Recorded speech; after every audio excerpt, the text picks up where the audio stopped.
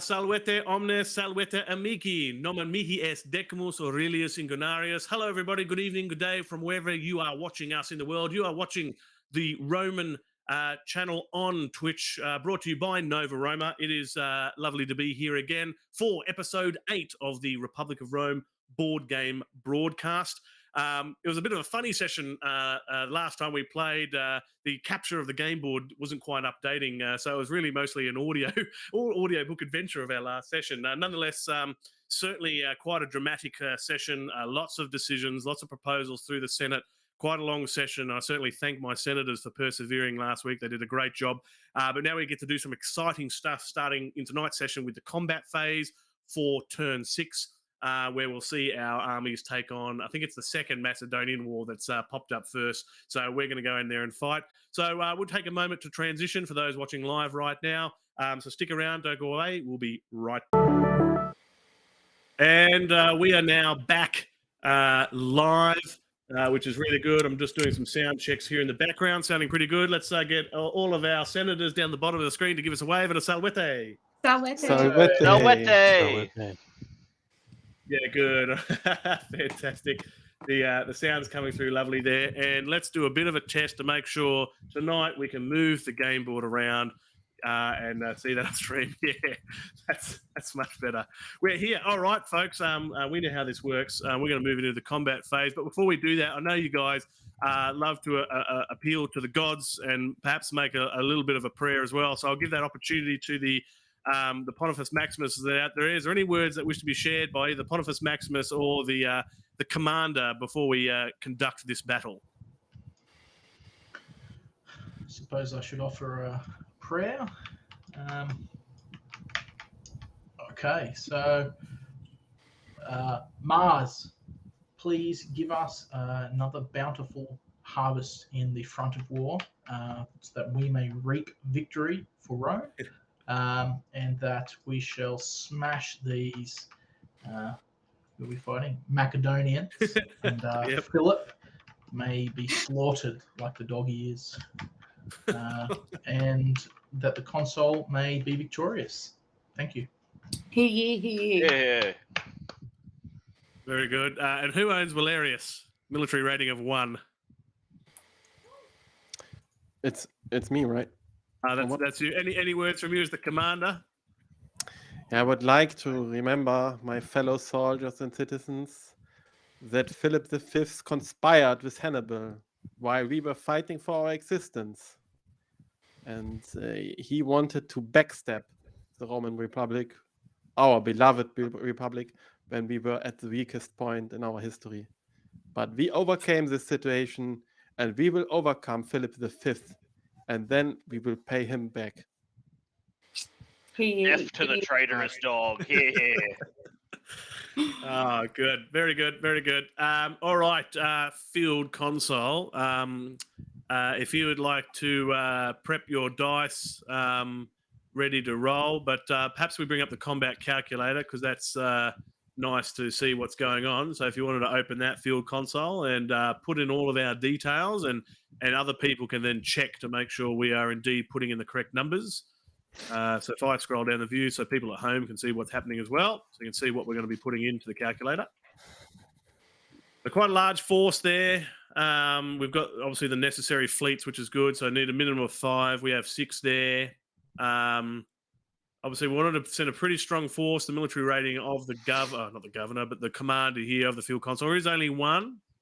And we see we're really facing a war strength of 16 because of the presence of Philip V here. We've got the danger noodle numbers 15, 14, 13. Well, really, it's just 14 and 14. That only becomes an issue, I think, when you've actually got 2 armies. We've only got the 1 here, so really we're only facing 3 numbers, which is good, 13, 14, 15. So if anything, that's an advantage. Shouldn't be too bad in terms of victory probability, hopefully. Hopefully there's no defeat probability on there, but there's always a chance for disaster and standoff. So let's just double check. Military commander, military rating of 1. Legion fleet strength, we have 23. The war strength is 10. The 13, 14 are the danger numbers. Leader rating is 6. Numbers there, 15 and 14 for the leader. We could probably remove the 13 from the leader one there. That's fine.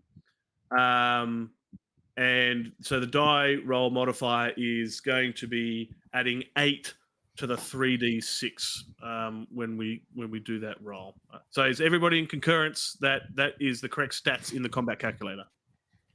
The field console is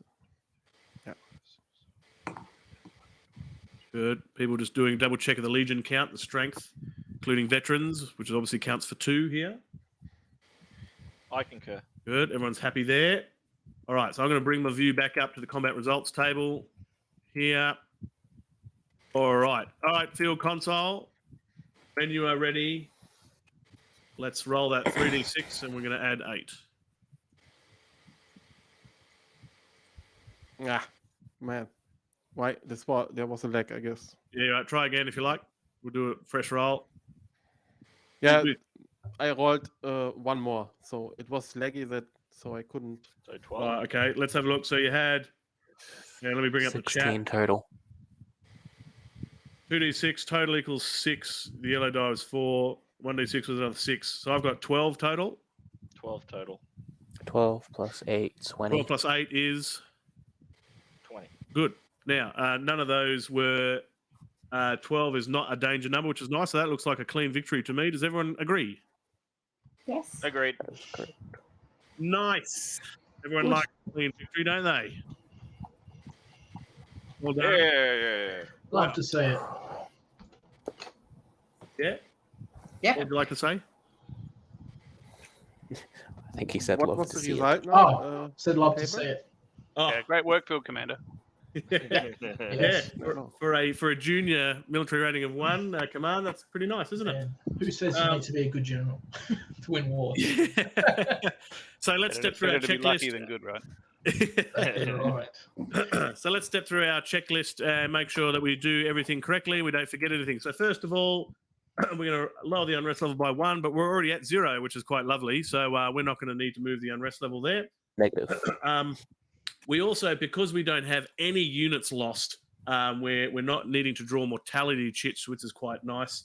And we also get to turn a legion into a veteran one, and that is at the discretion of the commander. So, field console, who would you like to see become a veteran legion? 13th. 13th, yeah, nice. Good choice. So feel free to give 13 a flip for me and grab yourself the pip from the Veteran Allegiance bag below the combat area there. And I think you should be able to do a search, set up for search. Yeah, that's it. And please place that on the commander's card, so you'll get the Veteran Legion there, which is good. Now, so when we talk about increasing the popularity and influence by the winning commander here, it'll be fractions rounded up of the unmodified land strength number, so which is 10, which is half. So half of 10 is going to be 5. I couldn't so hear you, by the way. Sorry, I couldn't. What's that? Sorry? Is it only me? Yeah, just No. you. For your Allegiance marker, you can pop that on your guy back in Rome. I'll do that for you. There we go. So But just I couldn't for hear you at some. Yeah, I Is it just only had to me re- that I couldn't hear you? If they run it, I just restart OBS. I ran it into that just before. That fixes it. I can hear you, but I can't see your video. Yeah, you just got to restart. I just had it. And Oh, okay. Was he having hearing issues? Yeah. All right, So maybe. I do have to restart? Yeah, just rejoin your control. Just rejoin your OBS Ninja here, and that'll bring you back in. Yep. And if anyone can't see Rufius, you should probably do the same. I just had it and I've brought him back, and I could hear him after I restarted. Good day. Can everyone hear me? Okay. I can hear you. I Yes, just can't see you. fine. You can't see me. But that's okay. Maybe you do a refresh as well. No, I don't want to jinx it. It's actually flowing really smoothly. I can hear it. All right. Rufius is coming back online. There. Good. Here he comes. That's good. All right, can you hear and see everybody again? Happiest Rufius? He said Yes, yes, I he can. could hear you. Yeah, he was broken to my end, but it appears to be working. Good. So we've just designated the Veteran Legion here. Now we get to allocate the popularity and influence for Valerius there, Appius Rufius. So you get a total of 5. So on Valerius back in Rome, if you'd like to add 5 to his influence and 5 to your popularity there. Yeah, if you zoom in, you'll find it better to click. There you go. Awesome. That's good. That'll be nice for Valerius to get some positive popularity back. That's good. That's a nice, clean victory. That's fantastic. Good. Next from here, bring up the checklist, stepping through nice and slowly. We're going to add 45 to the state treasury. So who would like to add 45 to the state treasury? Does that mean you have to click it 45 times? No, you can literally just type the number while No. hovering over the icon, the total value. Cool.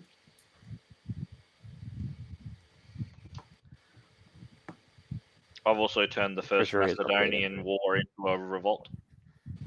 Yes, you have indeed too. Very good. Yeah, that's right. So because we have indeed defeated The second. a war that was not first, any previous wars to that become a revolt. Now, I just want to double check my thinking. Is it just the last war? Or is it pretty much Any proceeding is my. any proceeding? Yeah. Then that certainly makes sense here. Let's have a look. So we've provided the cash too, which is quite good. So and now Philip V is going to go off to the Curia. So if somebody wants to send him and put him on the At the bottom of the bottom. pile there, so he'll go under Hannibal in the Curia, and we can now delete the Second Macedonian War, stick him on the discard pile, which is nice. Mhm. We've added the spoils to the state treasury. We can now remove from the province the provincial province under attack because the province is no longer attacked. We've defeated that war, which is quite nice. So Illyricum is free from threat. It's lovely. Woohoo. We haven't created any provinces, unfortunately, that round, but that's okay. And we didn't have to take away any popularity from the commander because he didn't lose any legions. So that was a nice, clean victory, and that makes things much easier. So well done, Just a folks. question. Yeah. Since the first Macedonian is now a revolt, does it still technically attack? Or Yeah, it will. So once it's active, obviously. it'll activate at the appropriate time. It just all that means now that's different is we won't get any spoils of war from it. Yep. That's the Right, only okay. difference, which is an abungerate, so it's less of an appeal to to attack. Yes. So we'll see how that influences our drive, right? Neato. Well, that's really great. Obviously the command will stay out of Rome for the time being until we finish that up. But let's go back to our cheat sheets and we can see how we're doing there. So we look at the combat phase. We have no other provincial wars to deal with at the moment, which is nice. And we can see that we've got the unprosecuted war there in the Jurgentine War because we decided to do nothing with that. And we also go through the war exhaustion as well. So if somebody wants to update the Jurgentine War with an age marker, that will be good. From the war exhaustion one, just below the combat area there, next to the legions and the unprosecuted bag. So we'll age that war, or do we do that in the next phase? Have I done it early? I believe imagine- it's the revenue phase, or what? Yeah, whichever we phase do that gets later. the So age. yeah, we don't add the age just yet, but there is no wars, as this is saying, that are 6 or more. So we're not at risk, which is good. And that will very quickly bring an end to the combat phase. There's nothing else for us to deal with at this point in time. It'll get a bit busier with the Barbarian Raids event later on in the revenue phase. So we'll see what happens there a little bit later. So now we can click this little button and head into the resolution phase. And I'll hit my little mark button there for the stream later on. And we can talk through the resolution phase components. So here we can see in our cheat sheet, we don't do the green section in this session's rules this year, but we look at intrigue. So all players can freely trade cards from their hand. So players, I'll just give you a brief moment to look at your hands, remind yourselves what you've got. And if you're looking to trade cards with another player, you should do that now. Quintus Octavius, I'll trade you a card. All right. Good. We're seeing one trade there. Thank you very much. So are we in the revolution phase? We are in the resolution phase. That is You wanna correct. trade me one back? Revolution. It feels a bit like a resolution phase, but it is the revolution phase. Yes. There we go. Flip it over first. Roger. Can I reorganize my treasury at this phase? When you say reorganize your treasury, how do you mean? Oh, I have some debts that I need to pay to other players. You can only do that in the revenue phase. Oh, okay. I'm So really yeah, confused. any movement of money, will only happen in the revenue phase. So yeah, separate at this time. Sorry, were you going to say something, Mark Wedia? Oh no, I was about to say, is Octavius and Marcus, are they just swapping cards? Are you guys swapping cards? Yeah. We did change some cards, yeah. I was just confused because it looks like only everyone else has one card apart from me. How many cards do you have? Oh, you've got a few. You're doing all right. I think we also went a fairly recent flurry of cards. I think a lot of tribunes were played last session, if I wasn't That's right. mistaken. Yeah, Yes. that's right. Okay, I was just feeling a bit confused. That is correct. Cool. All right. Let's move on to the next parts of our revolution phase. So starting with the highest ranking available official, each player may play any statesman and or concessions. And when it comes to your turn, victorious commanders can choose to disband their veteran legion for 1 influence and oratory. So when we get to Appius Rufius, we'll ask that question. But let's start with our Rome consul as the HRAO. Would you like to play any cards at this point in time, good sir? There will not be a playable card at this point. No cards at this point in time, surely. Let's go across to Appius Rufius. Appius Rufius, would you like to play any cards at this point in time? No, I can't. No, and I guess I also will not asked. disband. And you will not disband. You'd like to keep it? Certainly Yes, not. that's correct. Not a problem. Okay, let's go across to Corona faction. Would you like to play any cards from your hand at this point in time? No, thank you. No, thank you. Marca Wedia, any cards from you? No, thank you. No, thank you. Across to Marcus Decimus. Any cards from you? No cards, thank you. And finally, Numerus Aurelius. Any cards from you? No, thank you. Oh, pretty straightforward there. And if we zoom back in on a sheet, we don't have any players with 5 or more cards at those points. We'll just have to keep an eye on Marca Wedia for future turns if she gets any more cards. She'll have to start thinking about... I think she's good for 5, but if she gets more than 5, she'll have to start thinking about discarding or trading or even selling cards. We'll see how that goes. And now, of course, we come to a very important part of the revolution phase, which is checking, I guess, whether our victorious commander will return home in peace. But as a part of this process, he is certainly entitled to check for legion loyalty if he so desires before he makes his decision.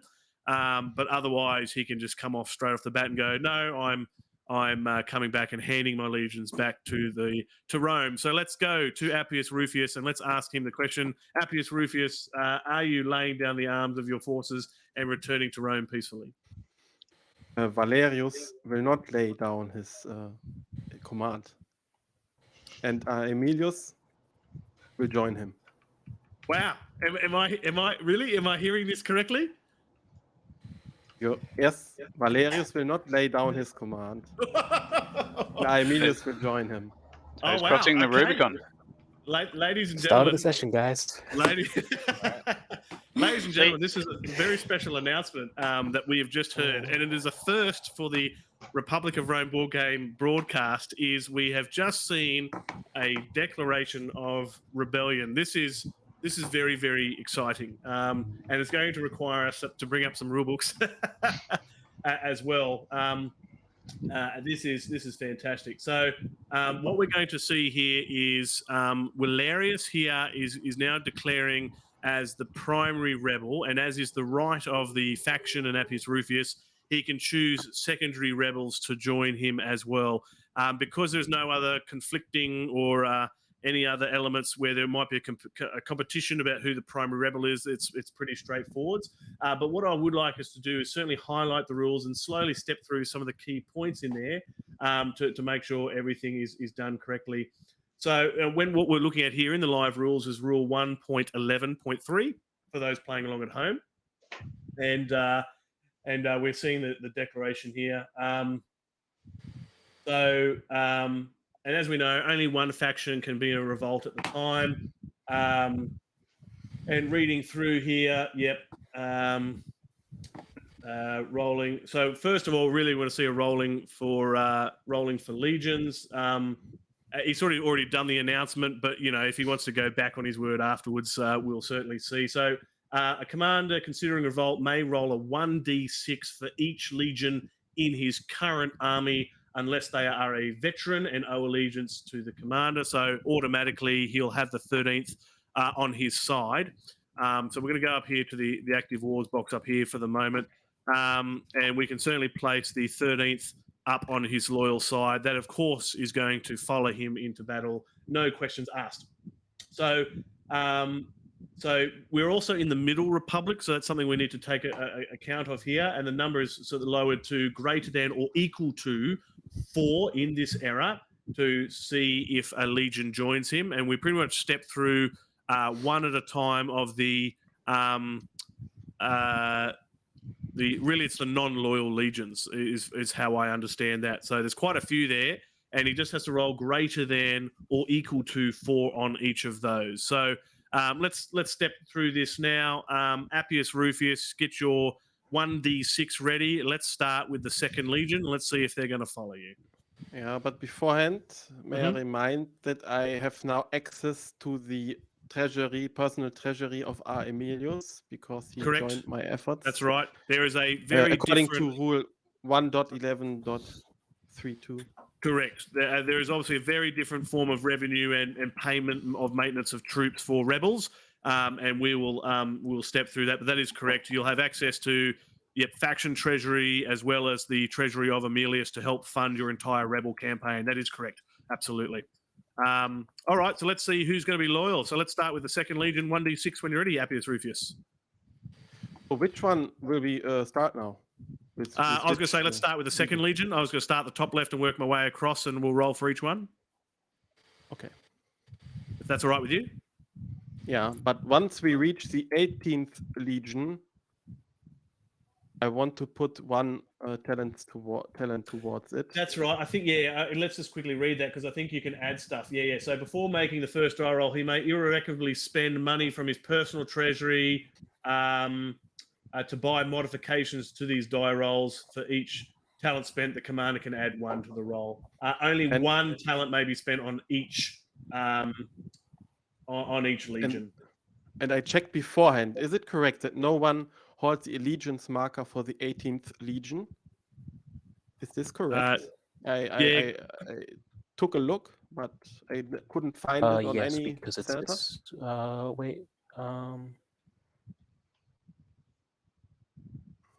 Yeah, I think it's popped up. I think that we have a senator die, but we worked out the legion does stay a veteran. Is that correct? I believe that was the case. First legion is there is an allegiance marker on the senator for the first legion, but I didn't see any for the 18th. Right, the first question I've got is, can you roll for just check for the loyalty of veteran legions? Beforehand? Um, What do you mean? For example, if no one holds the allegiance marker of the 18th legion. Because it says for each legion in the current army, it doesn't specify veteran otherwise. And I think if a veteran legion is unowned, I think you could roll for it. I can also roll for the first legion, but I have to take into account that the senator later on can choose to. True. That's right. Back. He can pull it. Yeah, veteran legion allegiance. If any rebel owns the allegiance marker of any active veteran, is desert. The primary rebel. Rule 111.34 is the rule there. If there are veteran legions of a loyal senator in a rebel army or a rebel garrison, the loyal senator may instruct his veteran legion to desert to a senate army senate to fight. Yeah, you're right. So absolutely. So you can still roll for both those veteran legions. Yeah, but at the irrevocable time, somebody could tell them to desert and switch sides. So fair call. Roll. You can roll for absolutely everything, but add money from personal treasuries. As you need for spending 1 as you want. Yeah, I will not spend any money for the first legion. That's for sure. It's funny when you look at the rule about spending money. It says all the personal treasure of his master of horse with his consent. Now, I guess we're not talking about dictators here, but as we know, in terms of, I'd like somebody to point out that rule. But when we talk about access to money, yeah, we know that veteran legions is personal treasuries of secondary rebels as well as the faction treasury. So I would perhaps argue maybe that you could spend any of that towards funding or trying to influence legions. And look, it is saying you can only do one per legion anyway. But who knows? The rule here could be explicit to say no, it needs to come explicitly from the personal treasury of the primary rebel. I'd be open to hear about that if somebody differs in opinion. So I will let me first reduce the personal treasury of Aurelius by 1 and take a marker here where I reduced it by 1 from 15 to 14. Okay. And I will put the talent on the 18th veteran legion, or what? Where can I put it?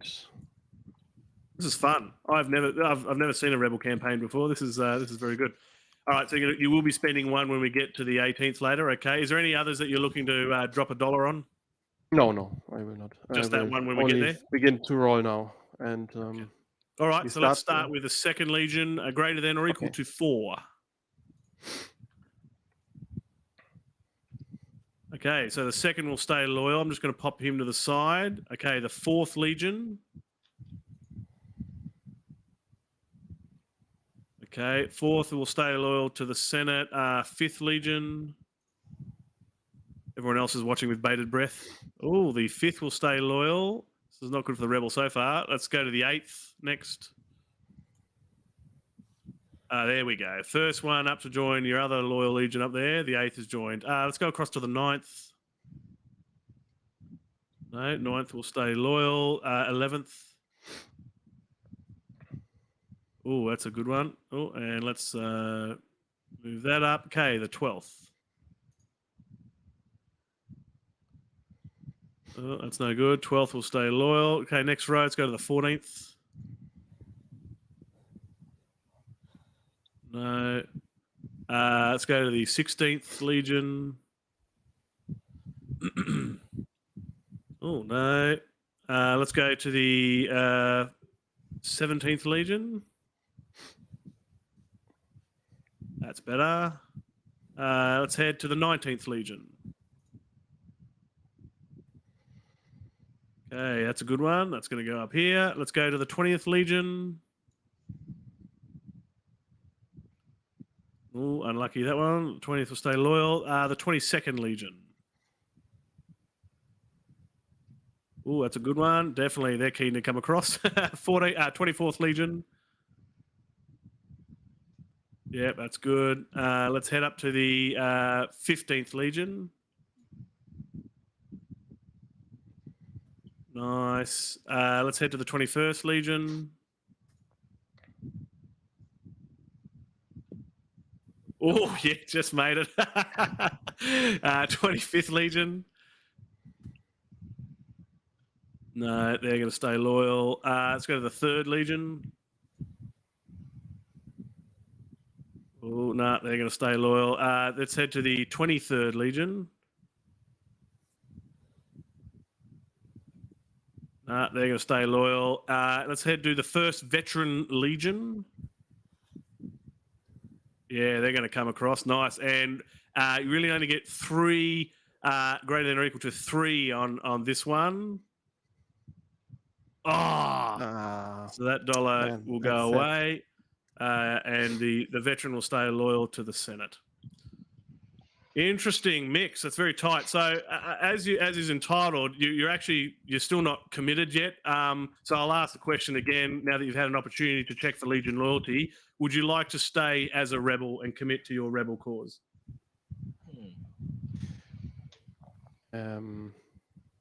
Yes, I will. Yep, he's going to commit. All right. He's decided to commit despite seeing, I think it was a relatively equal split there of loyalty, almost half and half.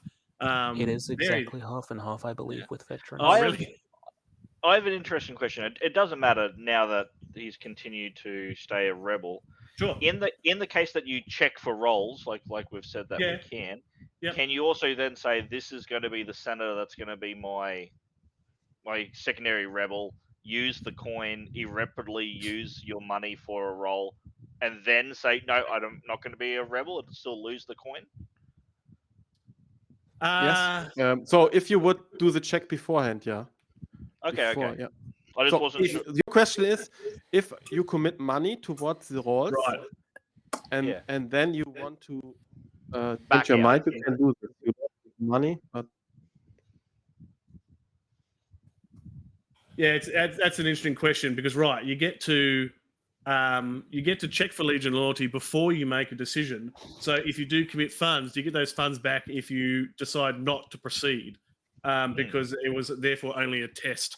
And that's a great question, well asked. Obviously, it's not relevant in this particular case, but something for the diehard community out there. Maybe Alan Richborough can potentially elaborate, or our friend. Or maybe if we just put our head in the realm of real life, imagine trying to go back to the Legion and pulling the coin back from the man's hands. Yeah, look, great logic. Maybe we would have a rebellion then. Great logic, actually. That's great logic. And that would suggest that even if you do not proceed with going to rebellion, you'd still lose the coin that you invested in that role. And you're right. That does make a lot of sense practically. Yeah, exactly. What about our fleets? The fleets will stay separate. The fleets will stay with the Senate. Got it. All right. Yeah. So if everybody has a look now down at Appius' Rufius faction, you can see the designated primary rebel there with the token that I've never seen played before in these games, and his designated secondary rebel Aurelius there. do I have to which give is up the concessions and so on now? Is it now? Yes, that's right. So I'd like to read that out for those playing along at home. So once the primary and secondary rebels are determined, each senator in revolt returns his concessions to the forum, and they lose all knights. I don't think you got one knight. So Aurelius will lose his knight there as well. So we can take away that counter. That's good. And the concessions have gone back to the forum. And any officers. So obviously he's no longer going to be field consul. So the field consul token will take back up here. Good, thank you. Well done. What about provinces? Yeah. So but now governorships is different, right? So you lose all knights and officers except governorship. So who's his governor? Aurelius. So technically, what we're seeing there is really it's a rebel governor. Is Aurelius one of the governors? Yes, he is. Yes. So really, you're seeing a rebel governor, and we're essentially applying some rebel governor rules, which is in part of the advanced rule set there. So the governorship is maintained for the time being, albeit operates differently. Rebels forfeit all future personal revenue. So when it comes to the revenue phase, they're not gaining personal revenue. But there's once a governor, however, will take income from so the rebel governor here will take some income from the province, essentially extorting that province of value when it comes to calculating how much coin they will get when it comes to calculating potential income they get to spend, because they need to pay maintenance on their legions. And I think between his faction treasury, personal treasury, and what he's going to earn, he should be able to easily pay for maintenance when we get there. Yeah, the rule is in the secondary rebel section. There you go. So a senator in revolt may not receive money directly from any faction treasury or any loyal senator's personal treasury. However, loyal senators of his faction may still contribute to the rebel senator's faction treasury. Truth almighty. A senator in revolt may not receive money directly from any faction treasury. Or any loyal senator's personal treasury. However, loyal senators of his faction may still contribute to the rebel senator's faction treasury. So he can fund himself indirectly through Quinticus by donating to his faction treasury is how I read that. Yes. It would be better to have 2 faction treasurers here, right? One for my loyal part of my faction and the other. And then I could switch money from this faction treasury to... You could, but I've always thought as the single faction treasury as the faction treasury for all, because particularly if you look at the help guide and the wood there says, faction treasury is used for paying maintenance on rebel troops. But I'd argue that you could still use that for standard loyal functions for Quinticus, say, if you were going to defend against a persuasion attempt against him, for example. So at this point, I don't necessarily see it a requirement to have 2 separate faction treasuries, no. Okay.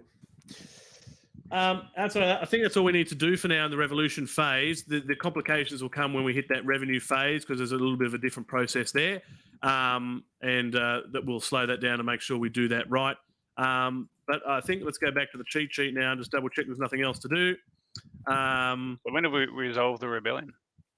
So the rebellion. So what we now look at is Valerius and his rebel army are now considered an active war. Right. For all intents and purposes. And I think the requirement is, and correct me if I'm wrong, Appius Rufius, is that the Senate has to fight him on the next turn. Yes. Yep. Now, it's different as a rebel, I am now landing in Italy, right? Yes, correct. You are considered to be marching on Rome. It's different for a governor, a rebellious governor. If it was just a rebellious governor as the primary rebel, it's a little bit different, particularly if the primary rebel governor doesn't choose to march on Rome in the first instance, which is an option they have. But when you've got a victorious commander who's a primary rebel, they're considered to be landed in Rome and they're marching on Rome. So it forces the Senate to fight that as an active war the very next turn in the next combat phase. And the Senate is always considered to be attacking like they would be normally, except obviously Valerius here is presenting as the force with that number. So with those forces that remain loyal, we can actually return those back to Rome now in the active forces box to clear that up and make that different. Very good. And we can see Valerius as an active war there sitting out there. This is fun. I've never seen this before, so this is really great to step through. Because we've never seen this before in one of our games. It'll be interesting to see how the rest of the Senate deals with this as we go forward. So let's just double check that final revolution phase as people check do some early combat calculations. That's good. All right, so that will conclude the revolution phase, folks, and we'll get to bring it back to the mortality phase. So we'll click that button there, and I'm going to hit mark on my mark here. Very good. So let's look at the mortality phase part. Now, this could all come undone if his rebel dies as a result of natural death. So let's see what happens here. So imminent war activation. 1 war from every set of matched wars is moved. But as we see here, we've got that imminent war we need to move across. So I'm going to bring him up as well. So really, Rome is facing 2 active wars here. Oh, that's assuming before we get to the forum phase. And 3 active wars. The Jugurthine War. Yes, 3. We've actually got 3 already. So it'll be 2. Yeah, it'll be 2 active wars and 1 unprosecuted. So we're looking at dictatorship level potentially going forwards. And now but if this question is regarded to the payment, you have to pay for the civil war immediately 20 talents out of the state treasury. For unprosecuted wars, so for unprosecuted active wars, you have to pay the 20 talents, and for a civil war, you have to also pay 20 talents. Oh, that'll be a great point to bring up again. When we pay for that. Good point. Good point. What actually, out of curiosity, what rule number is that? So, for example, I couldn't find it in your player 8. What about the rule book? Yeah, I would have to look it up. Okay. If you take a time to have a look at that, we'll go through mortality step while we're here. This time, let's have Rome Consul through Quintus Octavius. If you'd like to draw your 2 mortality chits and just place them beside, we'll see which senators are unlucky this time. Oh, we're going to do a draw 2, so let's draw 2 more.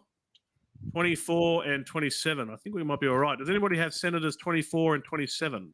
Might be a Middle Republic senator. think we've gotten away unscathed, have we? Certainly not the I rebel. don't think we've actually drawn one from the No, middle. I don't think we've gotten that high. Maybe late.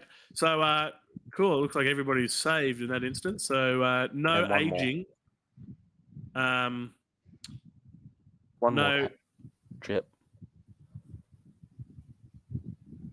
Oh, that's even better. Okay. All right. We're Cool. good now. All right. So nobody ages. All right. Everybody's remaining sprightly with the pending civil war. Very good. Very good. Oh, good. I see Pharaoh Crab has come on. Hello to Pharaoh Crab out there. Great to see you joining in this very fascinating session with the Civil War here. Okay, we've now finished the mortality phase. We're into definitely turn 7, which is quite nice. And oh, great. Now we're going to take some time and step through revenue phase. Now, first of all, I'd like to do the Loyal Senate first, and then I'd like to do the Rebel.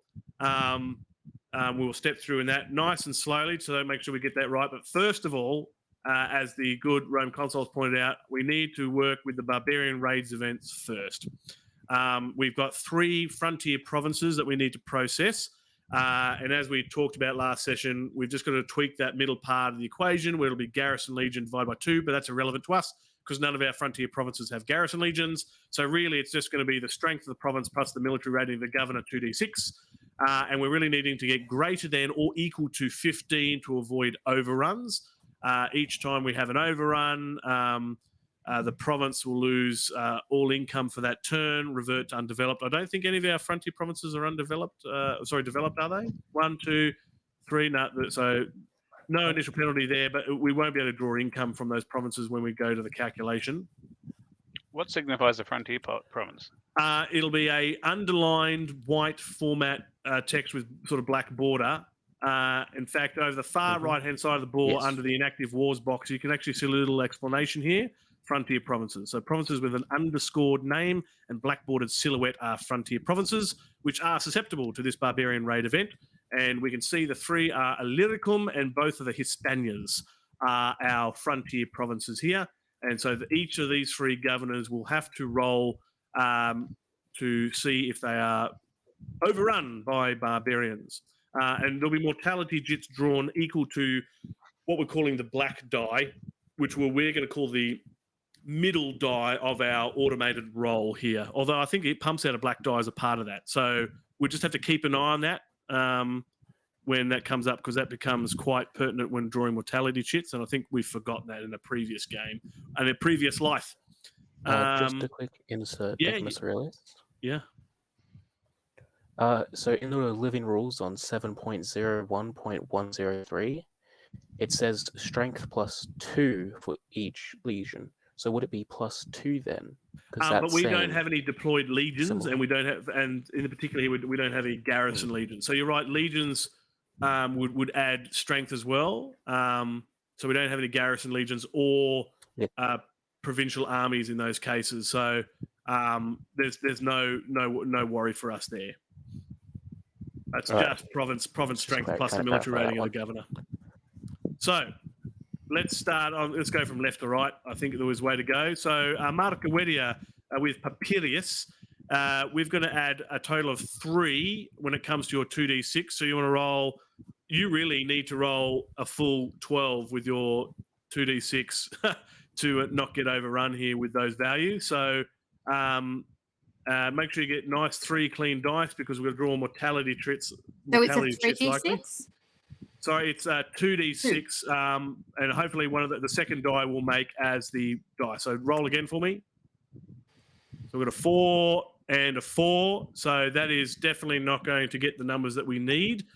So your province is going to be overrun.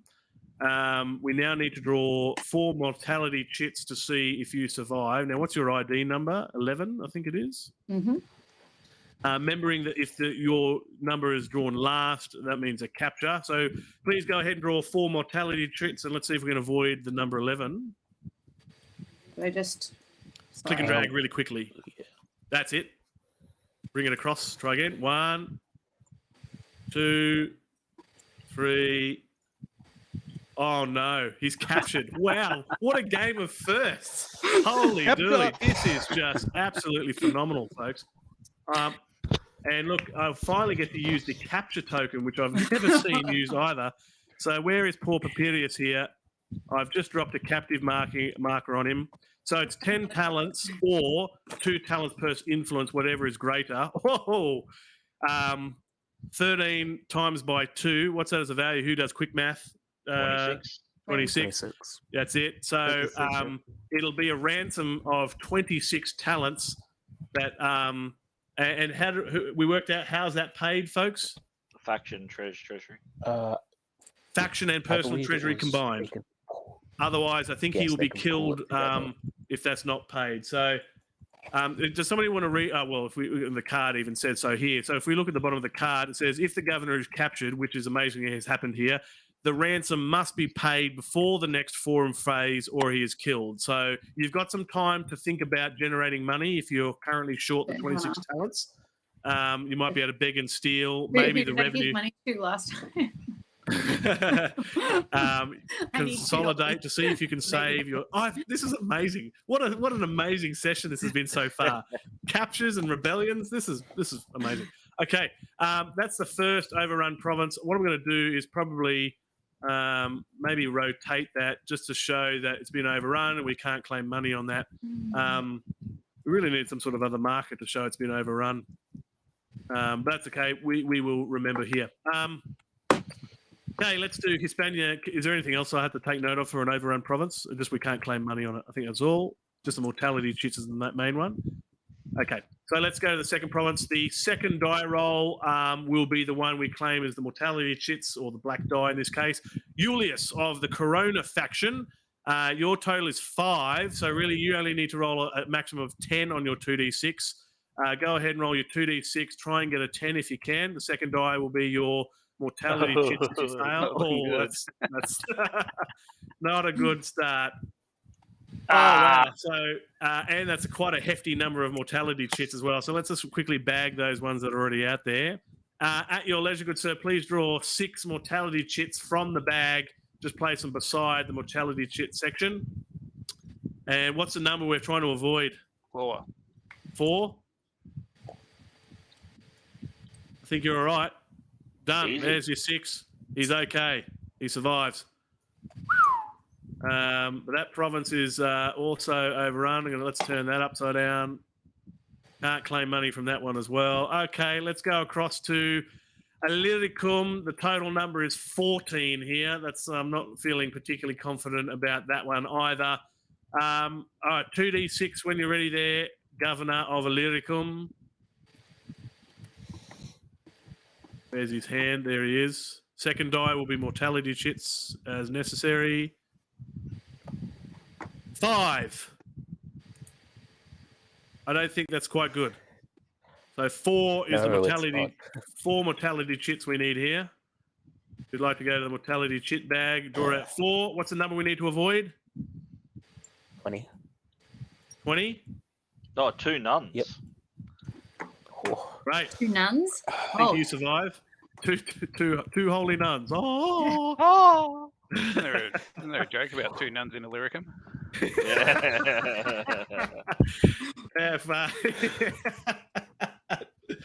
Joke about 2 nuns in Illyricum. I look forward to hearing that later, actually. That's good. I'm going to turn that upside down as well to show that province. We are not having a good time. 3 overrun provinces in a civil war. No. Oh, man. Woo-wee. What are we going to pay? It's 10, right? Yeah. So you're okay. It's this will disappear at the end of when we clear events, but it just means we won't be able to claim money from those provinces. So when it comes to doing our revenue generator, folks, in just a moment, those who own those provinces, don't click the province when it comes up. It's just not going to process. All right. So those senators also cannot gain any money at all. Those senators are disregarded in terms of income. Is that true? That is per the rule of capture, which is the 1.10. Oh, true. So just the one. So just the one senator can't claim personal revenue, which is just Mark Awedius. The other 2 governors can. they can claim their personal revenue. But that's a good point to highlight when it comes to that. So Markawedi will need to -1 probably, because unless there's a capture tick box. I can't recall when we do that. And we'll add Allied Enthusiasm once at the end, once we've done the state revenue calculations there, and that's processed. So let's bring up the revenue calculator now. Somebody wants to do that. Slowly but surely, we'll go through that notion. Now, we're going to ignore yellow faction. So Appius Rufius is not going to process his in this table. He's just going to tick his complete box because he will be a very different process. So he will be done next. I do have one senator left, right? Sorry, now. yes, you do. You can just run him independently of the calculator. I would, just put your 1 in there, really. And his tax farmer, Is it now time for the state treasury and so on? Or what? No, yes, state treasury gets calculated here as well. Let's put in provincial wars and Pontifex Maximus. Active wars, there are 3. Hang on, did I tick the land bills box yet? And now we have to be cautious because I found the rule. It is 1.06.53. So 1.06. Yep. .53, and then the first sentence, and there you will find that you have to pay 20 talents for each active war, including unprosecuted wars and civil wars. And that is not found on your player aid, but on another player aid by Alan. 1.06 point, what was it, sorry? It's 1.06. Oh, 06. .53.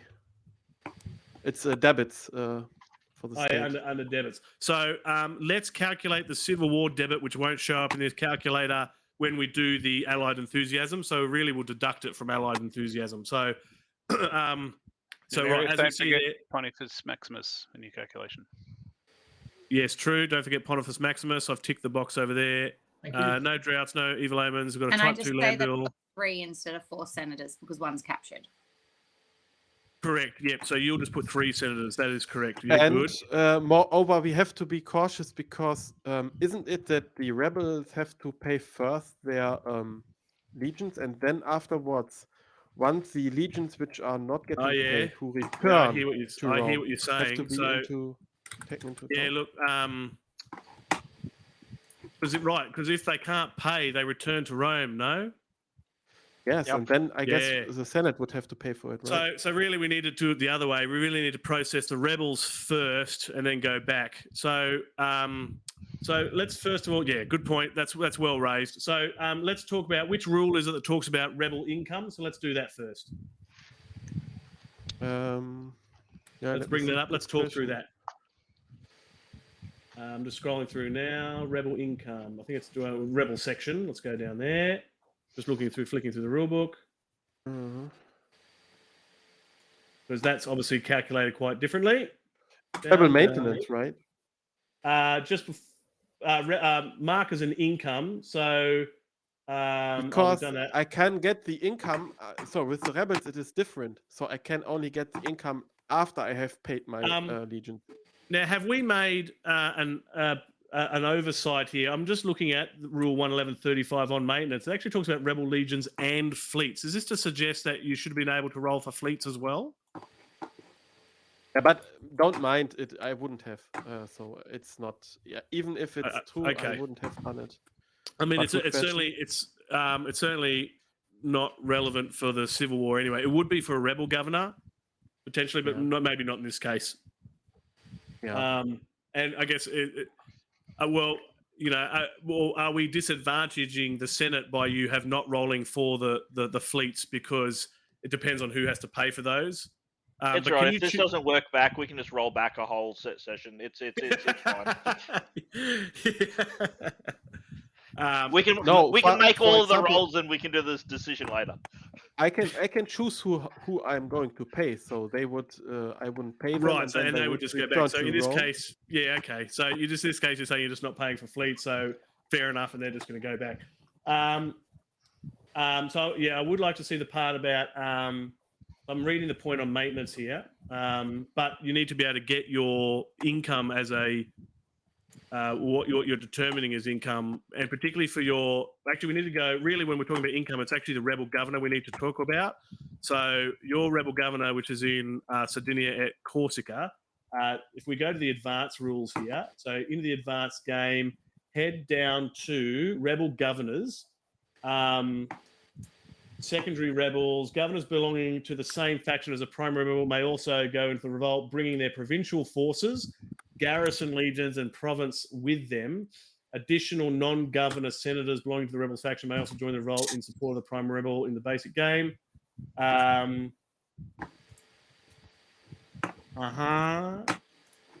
So rebel governor income. So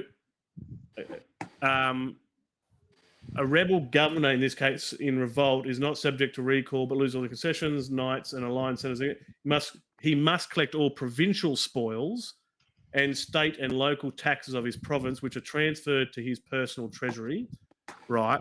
So in this case, Aemilius would collect pretty much everything on the card. That goes to his personal treasury. And I guess we just want to clarify that the secondary rebel's treasury is committed here with the primary rebel. Can we just double check that in writing? If that's the case, that becomes your total income to spend on maintenance of your troops. So if we can just double check that. I mentioned this rule already, but now I have to find it again. Yeah, Thank you. I read that as well, and yeah, it's basically the same. So because we're using the advanced rule here, and because the rebel governor has joined the primary rebel also in his same faction, right, the governor will generate revenue as per the advanced rule, which is 2.03.5, right? And then that will go to the personal treasury of the rebel governor, which then also becomes a part of the rebels' total pot to spend on the rebel campaign. The rule you're looking for So is I can. So this means. 2.3.24. Sorry, what This was that? means I can- Sorry, sorry. From Quintus Octavius. What was that rule? Sorry. The rule regarding the treasure, like how they Yeah. use their money for Yeah. maintenance, is 2.3.24. So just the next page over. Right at the top. 2.03. Just 2.3. Just 2.3. Yep. So it's after the rebel governor income, right after. Oh, just right after rebel governor income. Oh yeah. Rebel provincial maintenance. A rebel must pay the cost. He may pay using talents from his personal treasury, his faction treasury, all the personal treasuries of other rebel senators. Yep, there you go. Now what's plaguing as a question in my mind is because you can talk about there's a concept of reinforcement, and I just wanted to double check that at what point is Aemilius and his troops considered as a part of the campaign, and I think that's a secondary step. Yeah, so if the first battle is a stalemate or anything other than a victory for the rebel commander, he can then choose to reinforce his troops in Rome or fighting against Rome with his rebel governor, who can sail across. Is subject to a naval battle against the Senate, but if he makes it, then he can land his backup troops to support the primary rebel. And I just wanted to double check that rule, but I think That is just lower on the treasury-wise, page. yeah, but I think So lower on the treasury-wise, page, yeah. it's fine. So it's not going to impact us here initially, but I just want to double check that troop rule first as well, which is not reinforcements. There you go. So at the beginning of every revolution phase, following a combat, yep. So rule 2.03.71 for those playing at home. The rebel governor may attempt to reinforce the primary rebels army in Italy with any forces he currently commands. Yep. It doesn't account as additional war rather than expansion of the current civil war. Right. So if we don't see a victory, if he's not defeated and killed, then there's a reinforcement that occurs. But at least we've answered the question that the personal treasury of the rebel governor is included in terms of paying for maintenance. So, Appius Rufius, let's go ahead and double check how much money, and let's perhaps get a separate marker here, maybe down the bottom of your section. We can just add up all these totals, or maybe if it's really for the rebel governor. I do have a question in order to clarify. So it is the case that we all are of the opinion that I can first generate my income via my province, then I can my primary rebel can take this money from the secondary rebel in order to pay the legions, right? Yes. Right. That is correct, yes. And I just want to check that you've got provincial. You really have only got the 3 provincial fleets, but I understand as well as the base value of the province, which is only 1. I think they need to be paid for as well, and I just want to double check that. So that may be a part of your debits because the rebels, the provincial, the rebel governor, I guess that needs to be paid for, but that's not much. That's only maybe 4 talents. Oh, sorry, double. Yeah, 2 talents per provincial army, fleet, legion fleet, and for each point of strength. So I'd argue at this point in time, you'd have to pay for the provincial fleets as well as the strength of the province as well. Double check that.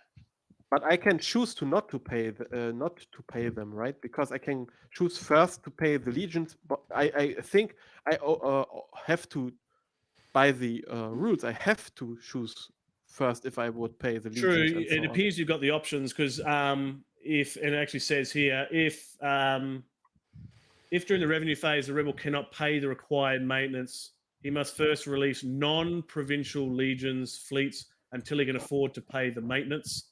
Any non-provincial legions fleets are released in this manner may be returned to the state, and then subsequently the Senate will have to pay for those. But apparently the HRAO can waive those legions off and then just have them deleted. So really you get to choose whether you're paying for them or not, and they'll just disappear if you don't pay for them. So yeah, you get a choice. But in this case here, you would have to pay for the province, which is 1. Yes.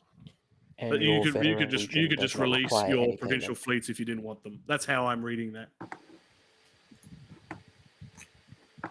So let's talk about the generation of revenue for Sardinia et Corsica, and it's developed too, which is quite interesting. So you must collect all provincial spoils and state and local taxes of the province. So provincial spoils is 1d6 minus 1. If you wanted to start with that. Okay, I will. We'll do a running total here. Let's grab a coin too. What did you get? 1 That's so far? 1. That's 1. So that's 1 minus 0. 1 is 0. Okay, now do state income. We might have to deduct state income from your local taxes that you claim. But let's do your 1d6 plus 1. So try and roll another 1 if you can. So minus 5 plus 1 is minus 4. So you're going to get your local taxes of 10. So you'll get 6 from your province here. So you've generated 6 talents from your province. Does everyone concur with that so far? Yeah.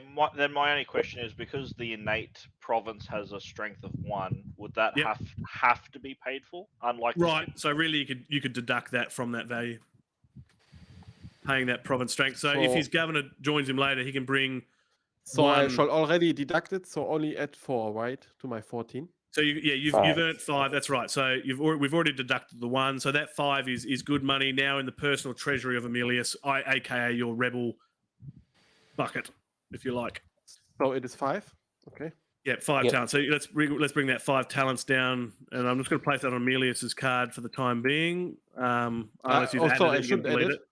Oh yeah, that's fine. Okay. It doesn't matter. You can either add it or you keep it separate. That's fine. Whatever you like. I'm not fussed. You can just delete that now if you need to. I can't delete it actually. Okay. And now let's talk about paying for maintenance on those components. So it'll be 2 talents per provincial army and fleet and legion and fleet, and for each point of strength in his province. And when he's already paid for that. Let's first of all calculate your total value for your legions you've got there. So you've got 9 plus 1. So first of all, 10. the 13th, I don't have to pay the 13th for sure. No, right? you don't. That's correct. That's right. Yeah. Yeah. Veterans allegiance, owing allegiance to the rebel senator. So we'll have to pay for 1, but not the 13th, which is good. So 9 twos are 18. 9 twos are 18 talents. Now you're going to keep your provincial fleets. I will not. No, All no, right. no. So if you want to dump those provincial fleets back in the back, although do they get offered to the Senate? No, I don't think so. They just disappear No, I guess not. Because Back they into are the not ocean. back nominated. into the ocean whence they came. So I'll remove those. So he's not paying for the provincial fleets. So you just got to pay. Really, you just got to pay 18 talents by whatever means you like from your faction Yep. and treasuries there. So one is left, right? One talent is left. Very good. So you are. I'm pretty sure you're all paid up now. You've paid all your mates. Let's just double check that We rule. are. 2.03.6. He's released the provincial fleets. He's been able to pay all his bills, which is good. Yep. All right. Okay. So, and we look back at that cheat sheet there. That's pretty much rounds it out. So we go back to, here it is in the revenue phase. Personal all factor treasuries, all income from rebel province is kept, which is what we did. It's good. Veterans, yep, great. So I think we've now finally done the rebels component there, and there was no other legions requiring to go back to the Senate. So that was a good call, Appius Rufius, for doing that first, and certainly that's why it's listed first in our little cheat sheet here. So that was great. Okay, now we can go back to be doing the standard revenues for everybody else loyal in Rome. So let's bring up that revenue calculator again. I think nothing should have changed if everybody just double checks their stats. Obviously, Appius Rufius is doing his one loyal senator, so that's why he's got the 1 next to his senator box. Mark Goetti has reduced her Senate count by 1 to account for her captive senator. We've got the Type 2 land bill, which is in there. We've got the 12 loyal legions accounted for in Rome, plus the 7 fleets. Those who got overrun provinces, they have not selected their provinces here. So we'll see that both Hispanias have not been selected, and we see Illyricum has not been selected, so they can't be used. So they're not going to come up. Concessions as normal. Make sure everybody has selected their concessions, of course, as appropriate, unless you've got one of those ones that only occur when you buy fleets or armies, of course. Of course, we can use the land commissioning concession because we've got the land bill out there. Good. And when it comes to, just in a moment, we will have to deduct the Civil War from the Allied enthusiasm. We'll add that up after this is processed. So just waiting on Mark Goetti. Are you happy? You'll tick your All ready happy? box I there. thought I was ready. On the Sorry. far right hand side, there we go, Yeah. and cool, everyone's ticked. So let's go ahead and hit generate revenue. Sorry. I'm All good. All right, there we go. So everybody start with your factions first, and I noticed for you, Corona faction and Tiberius Cornelius, if you needed to pay some debts now is the time once you've done that. And if I want to pay the debts to get my senator out of being captured, is now the time I can pay it? I believe so. If somebody just wants to double check that capture rule in the rule book. I also want to spend the money while I have it. Thank you. Yeah, fair enough. We'll just double check the capture rule in the rule book. I'll just bring that up myself while everyone else is ticking away there, doing some fun. Can I get rid of this? It'd be nice to get that off your chest. Let's have a look. Capture.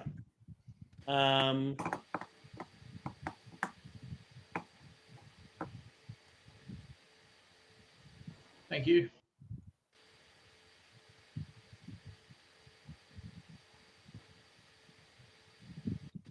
Maybe pride at any time, so they can pay any time. Nice. So you can pay any time, Marta Coetti. If you want to pay now, you can too. Oh, what was that for from someone? What's this random 4 doing here? That was my payment to you, Marco. Right. Oh, thank you. Okay, now I can pay. Yay, thank you very much. You can see Marcus solid Decimus is money. updating our state treasury. Thank you for that. Okay. Adding 22, which is good. We'll deal with the Civil War and the Allied enthusiasm in just a moment. We'll do that separately. Where do I put the payment to? Do I just put it Just simply deduct it from yourself. Yep. Just what are you going to pay? 26? Did we say?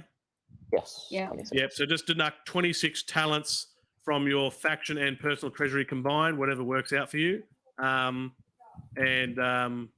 you'll be able to be uncaptured. Oh, and I need to remove 2 from. Oh, it can be from his personal one. There we go. Okay. So I take it you deducted from a combination of what you just got Yes, from personal. Tobias Cornelius and faction Yep. treasury. Is that what occurred? Yeah. Cool. All right, just checking.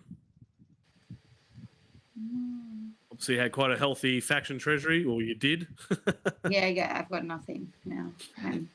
We can now remove on. that capture token, which is nice. So your governor, I guess, Yay. is back.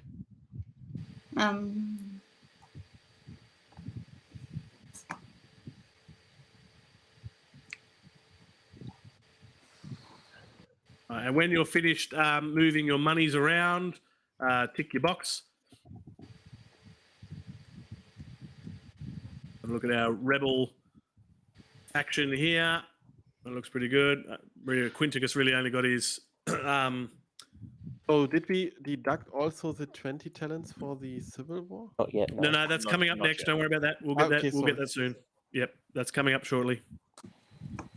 So we've added the current state revenue of 22, but we've got the Allied enthusiasm and the Civil War to deal with in just a moment. We'll just wait for Corona faction to finish moving monies around and tick his box. Hello. Is the Sicilia governor already corrupt? Marcus Decimus?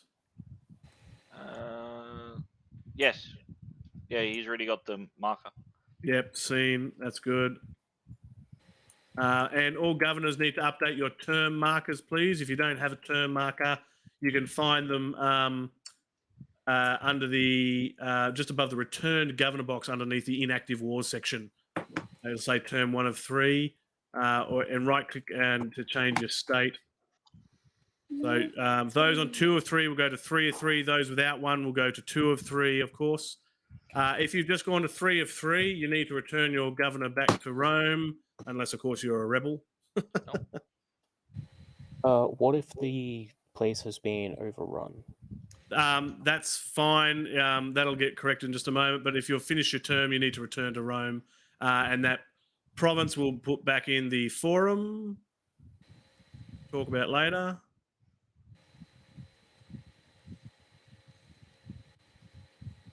So we're seeing 2 governors return to Rome. And don't forget to remove your away from Rome badges. That's correct. And please don't forget to update your vote tallies too, because you'll probably get some votes back from your returning governors. I'll move some of these markers back as well. So the Illyricum governor has returned, as has the governor of Marcus Decimus and the Solus faction. The soulless faction. Marta Coedia and Tiberius Cornelius, don't forget to grab that term marker and set it for 2 of 3. Just underneath the inactive wars box on the right-hand side, you'll see the term 1 of 3 marker, and then right-click and then set it to 2 of 3.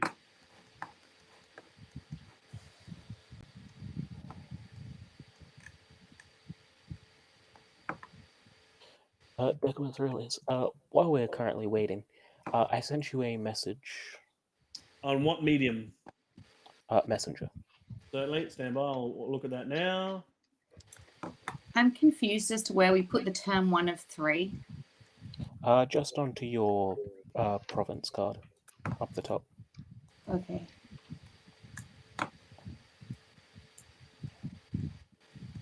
Damn, that sucks. Yes. Sorry, that's not the answer that you wanted.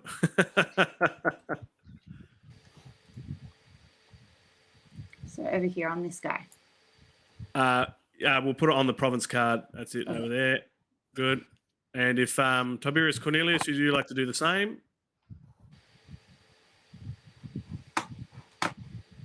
Can you hear me, Tiberius Cornelius? Sorry, what was the question? Just make sure, don't forget to grab your term governor marker and plop that on your Hispania Quiteria governor Julius. Oh, somebody's doing it for you. Don't worry about it. It looks like pass on thanks to Marcus Decimus. There you go. Thank you, Marcus. No worries. Whoa. All right. So everyone's done. Everyone's moved all the money between factions that they need to. Nobody else needs to pay debts to anybody else at this point. That is correct. Good. I tell you, well done to Marta Wedia for paying that capture bill of 26 talents. That's not a small amount, but she's had to spend a bit from her faction treasury, as is the way. Okay, so now let's have a look at. So we've got Allied Enthusiasm, which is 50, but we're going to minus the Civil War of 20 from that, which will bring us down to 30 talents. So yep, go ahead and add 30 talents to the state treasury.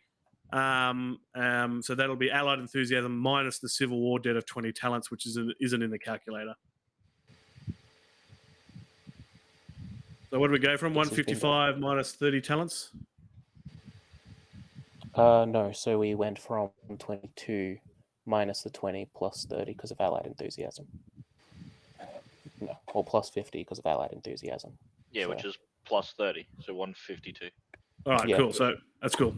So long as we've whatever way we decide to work that out, so long as we're at the correct figure now, that's good. All right, that can go back in there. Neat. So let's double check our cheat sheet on the revenue because there's certainly lots happening. I'll get rid we've of got- the Allied Enthusiasm card. We'll clear that up at the forum phase. We'll just leave it there for the moment. Okay. Nobody got any province developments, I don't think, out of that. State revenue we've talked about. Let's talk about contributions. We don't often that one often gets forgotten. So let's go to the highest ranking available official. Rome Consul and Quintus Octavius. Anybody looking to donate to the state treasury at this point in time? Or influence, right? What's the contributions? I believe it's 10, 25, what was it? 50. If you look up the Yeah, okay. yeah, so state revenue right next to the big revenue phase sticker in the middle of the board. You can see under state revenue contributions. So 10 talents from a single senator will give 1 influence, 25 for 3, 50 for 7. So For no influence, I'll put my 5 talents forward. I just want to ask. I was just curious here in the revenue calculator. Yes. We only said 2 active wars. All right. We could have just simply said 3 and it would have deducted the 20 talents. Yeah. That's fine. That's fine. We did it correct. I was just interesting. The interesting approach that we took, because it's worth the same amount of talents as a fee as another active war. We just consider it. Which makes sense. Yeah. Good. Sorry, back to Quintus Octavius. Sorry, is anybody looking to donate to the state treasury today? I have already deducted my 5 and put them towards the treasury. I donated 5. Okay, cool. Not a problem. Obviously not worth influence, but certainly a nice contribution. Everybody take note. And that's now been updated in the state treasury. Very good. Let's go across to Quinticus of the suspicious Lunar faction. Is Quinticus looking to donate any money? Probably not. I'm seeing a 0 on his card. No. All right, fair call. Across to Hey Corona guys, faction. I'm starting to feel that the Lunar faction isn't on the Senate side. That was Where's all I'm Cornelius? saying is I hope about it. yes. Good Anybody Senator donating? 16, Calpurnius would donate 10.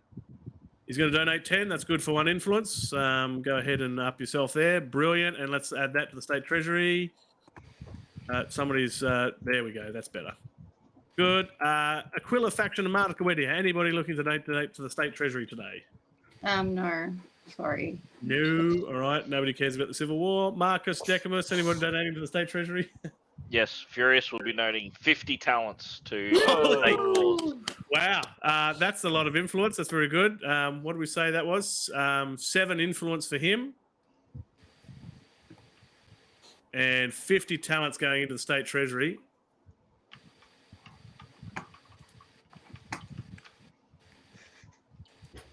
Wow, that's amazing. Okay, has that been added to the state treasury? It has. Good. Yeah, no, that's a nice, healthy-looking 217 there. Probably good for purchasing those disbanded legions that are sitting there. Maybe who knows? Down to Numerus Aurelius. Anybody looking to donate to the state treasury today? Yep. What's his name? Junius will donate 10. Junius will donate 10. Certainly. Go ahead to Junius to donate 10. He'll get an influence point for that as well. And another 10 goes to the coffers of the State Treasury. Yeah. Look at that. That's I really now wanna healthy. deduct 0 0.5 unless. just so it's 222. Yeah, that's a shame we didn't think about that. Okay, let's go back to our cheat sheet now that everybody's had an opportunity to pay state revenues or contributions, rather. We've done debits already. Now, governors, of course, we get to talk about local forces too. Let's just have a look at the governors that are left over. It's the 2 in the Hispanias. They can't raise any forces anyway because they're broken. So nothing to do there. Interesting. Okay. And the governors have already updated their dials. Good. Well, the state for Sicily would have still generated a local income to raise forces, correct? Because the governor was there at the time, yes, and the governor would have made the decision to raise those forces at that time, yes. So just double check the Sicilia card. Local taxes was 30. Can you actually? I don't think you can spend anymore, can you? 1, 2, 3, 4, 5, 6, 7. I think you can have 10. Yep, Yeah, you so can. it'll be maxed out now. All right. So if you want to max those out, fair enough. Go ahead. Anyone who Good, gets good Sicilia point. will Well be raised. prepared. There we go. So 10. I'll help. I'll line them up. Watch this, you ready? Thank you. I'll just get rid of move the fleet out of the way. It's funny. The forces of Sicilia nearly matches Rome itself. Rome, yeah. Yeah. Sicilia is quite strong. The breadbasket of Rome. The third great power in the known world. Yeah, it's like Texas in the United States for GDP, right? Neato. Okay, that'll draw the end, I think, to the revenue phase. Is there anything we've forgotten? We've done the Allied enthusiasm. We've done the barbarian raids. We've calculated rebel income and rebel maintenance. We've calculated loyal income, loyal maintenance. We've paid for the unprosecuted and the Civil War. I see. That's why we did 2. Oh, hang on. So that begs the question. No, that's all right. That's fine. We did that right. I think we're all squared away. Any other points before we, I guess, end this phase? I think we might take a break at this point too, folks. What do you reckon before we head into forum phase? Yeah, why not? And think about that as well. So for those watching live, we're going to allow our senators to take a bit of a break, have a bit of a leg stretch before we move into the forum phase from there. So stick around. Don't go away. We'll be back in about 5 minutes. And we are back. Welcome to the Roman Twitch channel brought to you by Nova Roma. I am Decimus Aurelius. We are back after a quick break.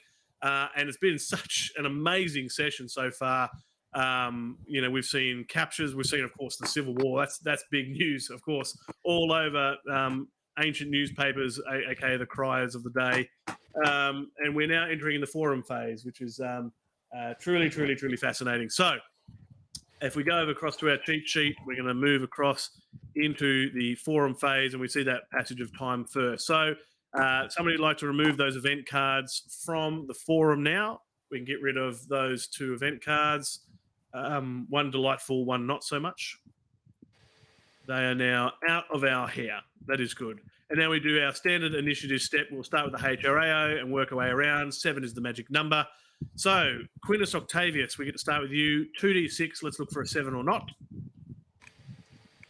6, you get to draw a card, good sir. Card into your hand. Red, you keep. Black comes back out to the forum. Let's see what happens.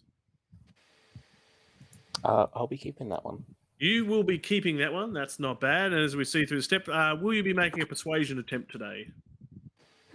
Do we have a senator alive at the moment? No, we do not. So no. So no, cool. Who's going to roll for a knight today? We'll have our lovely faction leader, Fabius Maximus. Fabius Maximus, and he doesn't have any money to the cause, so you're looking for a 6, really, and he will not. Opposite. He will not get that at all. Any sponsoring of games from anybody today? Probably not, judging by the income I can see on cards.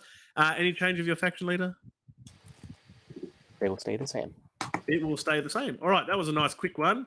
Across to Appius Rufius, the not so suspicious faction. 2d6 when you're ready, good sir. 5, 6, 7. That's an event draw. So let's change our view to the event table, which is up here. Random It's events not table. fair. He's doing it on purpose. We're looking at the Middle Republic column here. So 3d6 when you're ready there, Appius Rufius, to see what we get in terms of an event. We're going to get a total of 6, and that's going to read a natural disaster. Oh, that's probably not good for the Senate. Good for the Rebel. Somebody wants to draw out the natural disaster event card for me and bring that into the forum, and we will have a read.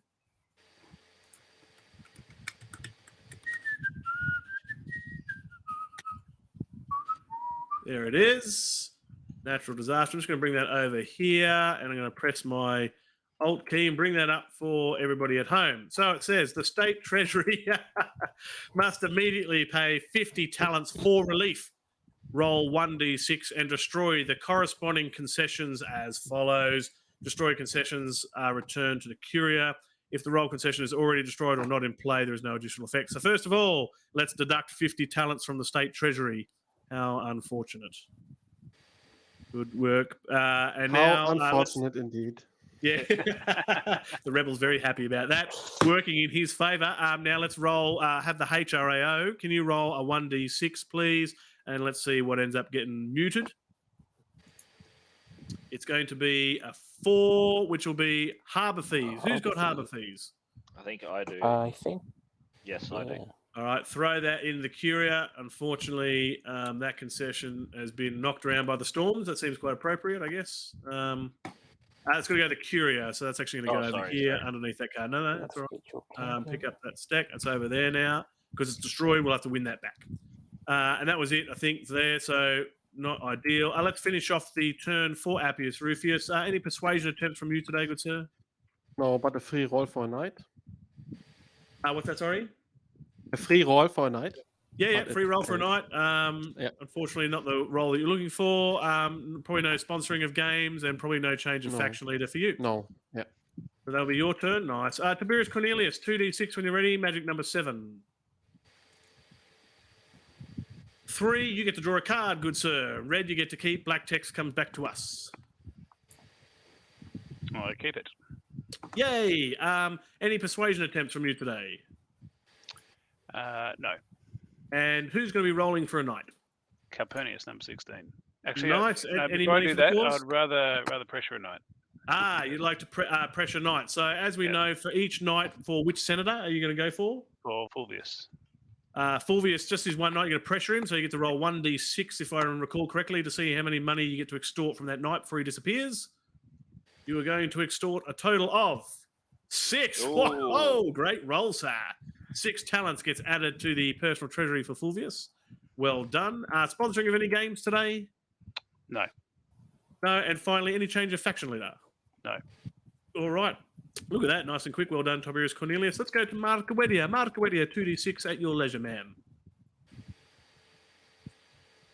There's 1, and I need 1 more from you. Oh, yep. 4 plus 5. 5, 6, 7, 8, 9. You get to draw a card. Red text you'll keep. Black text will come back out to us. Quick click and drag. Or press a number 1 while hovering over it. That'll do the same thing. And let us know whether it's a red text or black text. Once I figure out how to flip it, here we go. F is the key you want to flip her over. There we go. I get to keep it. Oh, wow, look at that. Cool. Any persuasion attempts from you today? Not today. Who's going to be rolling for a night? I'm going to... I'm not sure. Plateus is going to roll for a night. There we go. Plateus in Rome is going to roll for a night. Roll a 1d6. Oh, you're going to get a 6, are you? Well done. Oh, you get a night. Ooh, congratulations. great. And at no cost. That's really good. Grab yourself one of the white markers. Bring Thank it you. over. Yeah, well done. Thank you there for the helping hand. Sponsoring any games today from anyone? Probably not, judging by the funds I see. Any change of faction leader? No, not at this point. Okay, not a problem. Let's go across to Marcus Decimus, 2d6, sir, when you're ready. 3, 4, 5. That's a card for you. Red text you keep. Black text will come back to us. There's the one. Perfect. It is a card that goes out. First Card that Gallic. goes out. It is The bad card. a bad card. The first Gallic War, and it is indeed active straight away. The first of the 3 Gallic Wars. It will actually create a province for us if it's defeated, and it attacks several Gallia areas of which we don't have any at the moment. It's strength 10. Doesn't require any fleets, etc. It'll be worth 20 to us when that's defeated. So we now have 4 active wars on the board. So the Senate's got some thinking to think about here. Ideally, if they can defeat 1 war, they're okay. But certainly the Senate is looking along that with fear, perhaps. Let's finish off the turn for Marcus Decimus. Any persuasion attempts from you today? No persuasion attempts, thank you. Nice. And who's rolling for a knight today? We'll go with Furious with just a free roll. Okay, free roll for Furious. You're going to get a lag for me. 2, unlucky. Any sponsoring of games for anyone? Probably not. And any change of faction leader? Yes. Furious will take on the reins. Very good. All right. And last but not least, Numerius Aurelius, 2d6 when you're ready, good sir. 1, 2, and we're going to get 6, 7, 8. That's a card for you. Red text you'll keep. Black text will come back to us.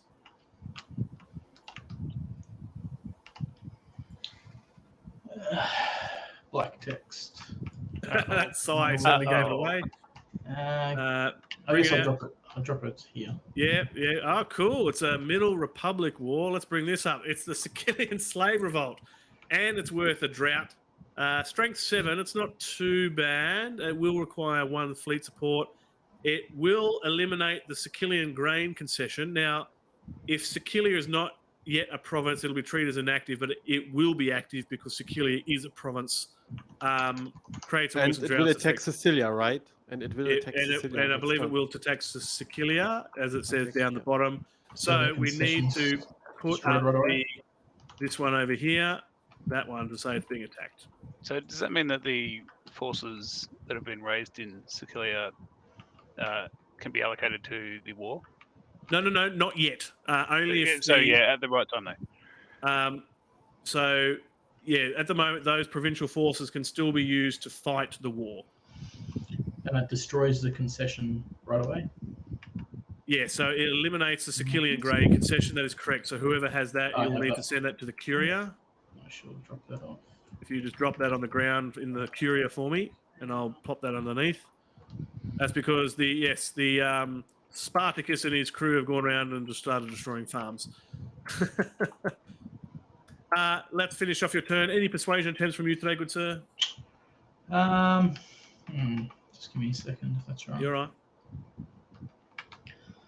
Mhm. There's a civil war on, but here he is trying to peddle his own influence. That's fine. It's not a crime, is it? Not in this game. No, it's all right. Peer pressure. Got to. Who's rolling for a night today, good sir? I guess Kato shall. Kato shall. Any money for the cause? Yeah, I guess he'll just spend 5. He's going to spend the full 5. That's an auto. Please up his knight by 1. Anybody sponsoring any games today? No. And finally, any change of faction leader for you? No, I should be all right. Kato, the not so elder, will retain the leadership there. Okay, neat. We've skipped through those parts very, very well there. Let's put Rome in order, folks. All senators holding a major office, please grab yourself a major corruption marker right now. And good to see that our returning corrupt governor has maintained his corruption there. Well done, Marcus Decimus. We'll hang on to that for just a moment. So yes, Pontifex Maximus gets a corruption. We see Rome Consul gets a corruption, and the censor will get a corruption too. I think that's everyone that will need one. Yes. Very good. And the Second Punic War. Now, is that the Gladiator Slave Revolt that just come out? No, it's the Sicilian no. Slave Revolt, not the Gladiator. So We are free of that, hopefully. So really, it's a Gladiator Slave Revolt with Spartacus, not necessarily the Sicilian one. So we don't need to just check destruction of any other tax concessions yet. Now let's go through the curio. Let's see what we can revive and what we can kill off. Not necessarily in that order. Let's start with Claudius. Is that the only? I do have a senator there? question Yes. though. Yeah, yeah. I do Appius have a Rufius, what's your question, question? Did we check for the attack? Did the Jugurthine War? Do we have Africa as a province? No, we don't have Africa as a province just yet. Okay, then right. Okay, sorry. It'd be nice to have Africa as a province, but no, we don't have that just yet. I'll just bring those buys back over here. Nice. Okay. Let's go through. So 1d6, please, for Claudius. Let's see how we go. No, just short. He'll go back home.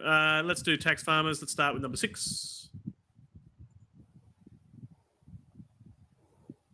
Oh. Harbour fees.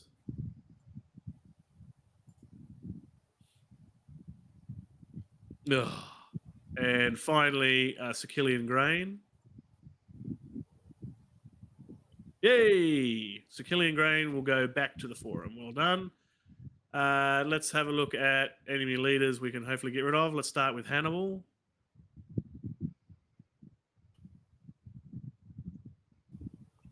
Nah, he's going to hang around. Philip V. Unducky. So they're going to hang around a little bit longer. Okay. Well, at least there's one positive out of that. We tried. Now, can all players please update your faction vote tallies, please? So we've had a lot of movements of senators, so make sure you're adding your oratory plus knights. Work out how you're calculating disbanded legions if you've got those, whether that's separate or whether you're counting the oratory on the purple token. Just remember how you're doing that, and update your voting talents. So just take your voting checkers, whatever. So just double check all your stats. Question about Yes? the we are playing with the war exhaustion rule or what? We are playing with war exhaustion. That is correct. When will kick this into when will kick this in for the Jugurthine War? When was it? So was in the unconstituted? mortality phase, Yes. so really that should actually read age 1 for Jurgentine War. So let's Yes. change that state to 2, rather, or age. What? They start as age 0, so it should be age 1. So let me fix that. Come on, there we go. So it's actually state 2, which is a bit awkward. There we go. Nice. Yeah, good question. Well asked, sir. Hey, is everybody happy that their vote tallies are updated? It should be an H2 there, right? Or not H1, right? Age. Yeah. How many?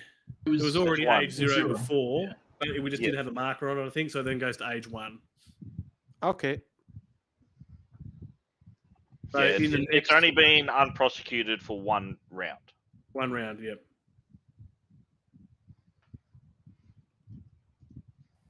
Yeah, I guess a question of whether we're staying at age 0, age 1, as long as we keep it consistent. Okay, all right, everyone's vote tally should now be updated. I think we're looking good there.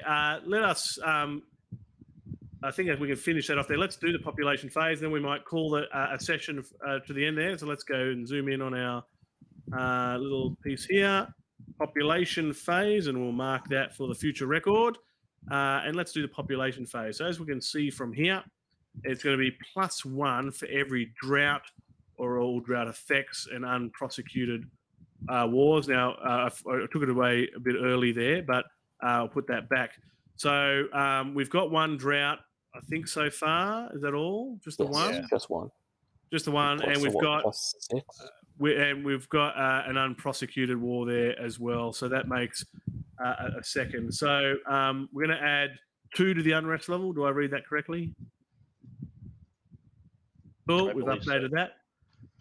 So now we're going to have a State of the Republic address, and this will be a very interesting speech from our Rome consul. And then once he's had his speech, we'll do our calculation and look at the population table. So over to the Rome consul for a very important speech.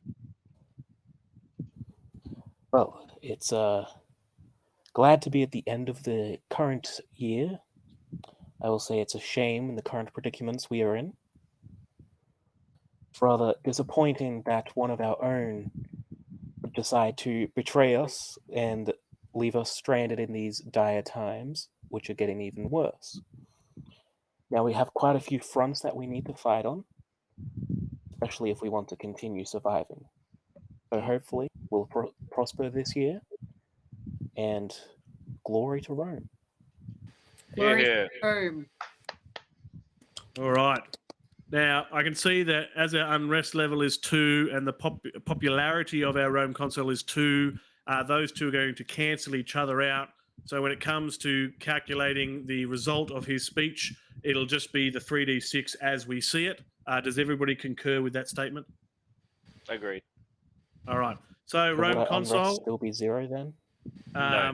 It's only on the modifier of the roll, he's saying. Correct. So, so 3d6 Rome console, and that result will be the end result. So roll high if you can. No promises. 15. Pretty good. Yeah, No change. that's pretty good.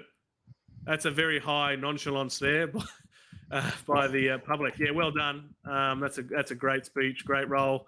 Clearly united against the Civil War. You've inspired the population there, so that's really neat. Well, folks, we're going to call an end to the session there because we know we love a detailed, in-depth, lengthy Senate session. And so we'll leave that for next week because there's a lot of important decisions for Next the loyal Senate fortnight, to think just about. confirming? No, not next week, the week after. Yes, that's right. We play fortnightly. Thank you. It's a great point, well raised. We play fortnightly now in our sessions. So for those, By my calculation, we're back at the Ides of March.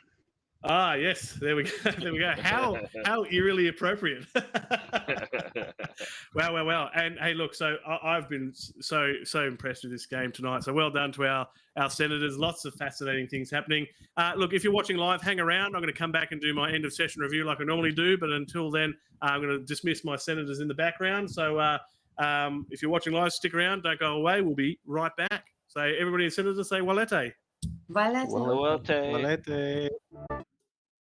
All right. We are back for an end of session recap. My.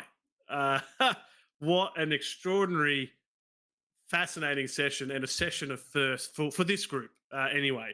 Wow, I'm just so overwhelmed with excitement. So obviously the big thing we need to talk about, the elephant in the room, it's probably appropriate for the era, they used to fight with elephants, is the Civil War.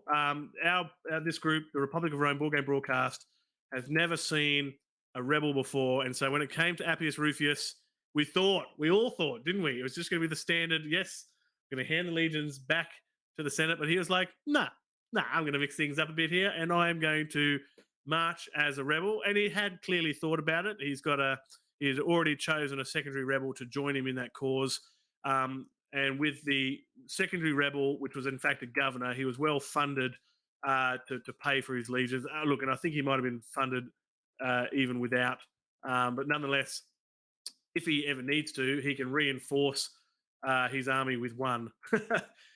So for whatever reason, when it comes to the all-important battle, which will come up in this next combat phase, if he comes out with anything but a victory, he can reinforce with one additional soldier and have another go later. So we'll see. That is truly interesting. So Valerius here, the primary rebel from the Lunar faction of Appius Rufus, he's only got a military strength of 1, but he's got 2 veteran legions in there. 4, 5, 6, 7, 8, 9, 10, 11, 12. So he's a strength of, 13? Strength of 13 there. The Senate at the moment, 2, 4, 6, 8, 9, 10, 11, 12, 13. So it's currently it's equal, albeit you'll have to take into account the military rating of the commander. Now, noting the amount of wars that are out there, no doubt the Senate will be considering a dictator and a master of horse. So there's a couple of additional military rating points to bring in to bear. The Senate, I imagine, will likely call in those other veteran legions. And I note perhaps that the owner of the First Legion, which I think is a loyal senator, they're probably going to call that legion at a particular point in time. So we may be able to deduct 2 potentially from the rebel. So it's an uphill battle for the rebel, but it's an uphill battle for the Senate as well. So the Senate needs to be able to get a clear victory here to get rid of the rebel. If it's a stalemate, or a standoff or something like that, it just prolongs it even more, and it just creates more difficulties for the Senate. I think for every turn Well, think about it here. The Senate is forced, I think, here to commit their entire force to taking on the civil war. And when you look, how many other wars are out there? 1, 2, 3, 4. And when you've got 4 or more active wars and you get to the end of the combat phase, you get the revolution phase, guess what? The rebel will win because the Senate will collapse. So it's almost, I mean, we didn't have this many wars on the deck before we started this round. There's probably one other, I think, but all this has been in favor of the rebel. This is exactly what the rebel wanted. So really, the rebel's only goal here is to survive. He doesn't need to win the war. He just needs to survive against the Senate, so that any other thing but a Senate victory means he wins. I think is the outcome here. I think that is because the Senate is going to be forced to commit pretty much all their forces to take on the civil war, and they have to fight him this round. And with there's so many other wars out there, all that the rebel has to do is just survive. He doesn't need to win. He just has to survive.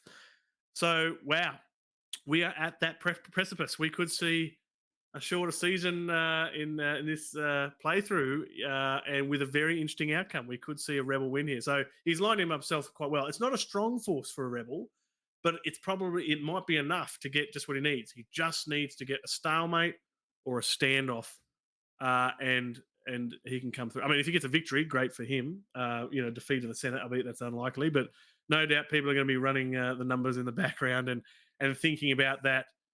It'll be a full force to bear for the Senate. They can't afford to be tiptoeing around here. Wow, how utterly amazing to see. I've truly really enjoying this. And of course, the other first was a capture. Poor Marcawedia, and I think it was Papirius, was captured as a result of a barbarian raid on the province in which he was governing, which was Spania Ulteria, I think. Barbarian raid, swept through, captured the governor, but thankfully she was able to pay that off with a good hefty faction treasury there. So that was good news. Wow, what a session to come back to. Session 8 tonight. Some amazing things to see. I'm looking forward to next fortnight when we play again. We get to see an interesting Senate session, and then what is the decider battle probably for this game. It is a must win battle for the Senate, and I really do look forward to seeing that outcome. Hopefully, you can join us in a fortnight's time here on the Roman Twitch channel, brought to you by Nova Roma. I look forward to joining with you again. I am Decimus Aurelius. Please look us up if you're interested to learn more about Nova Roma. It's novaroma.org. And you can look us up on Facebook and join our Discord. All the details will be on the next scene. But it's been an absolute pleasure. Thanks to our wonderful senators in the background. And until next fortnight, when we come back for session 9, Walete.